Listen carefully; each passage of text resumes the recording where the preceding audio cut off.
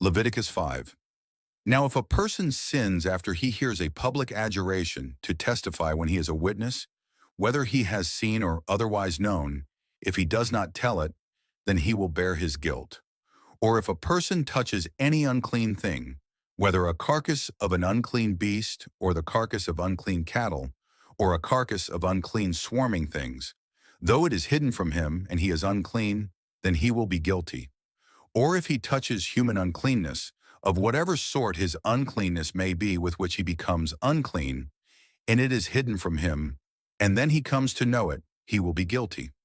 Or if a person swears thoughtlessly with his lips to do evil or to do good, in whatever matter a man may speak thoughtlessly with an oath, and it is hidden from him, and then he comes to know it, he will be guilty in one of these.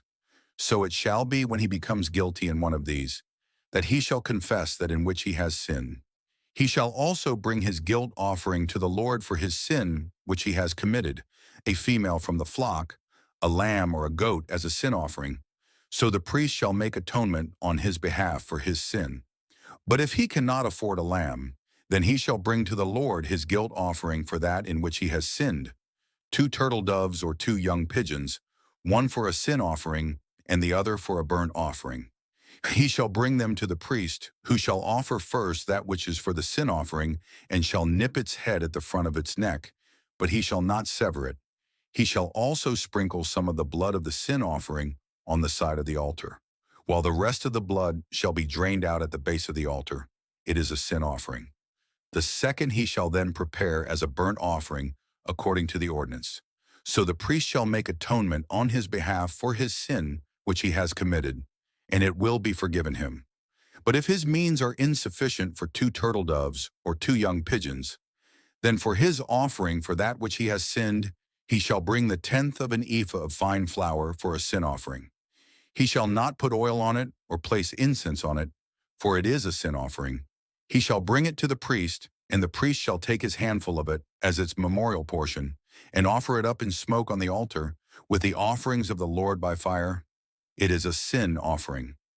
So the priest shall make atonement for him concerning his sin which he has committed from one of these, and it will be forgiven him. Then the rest shall become the priest's, like the grain offering.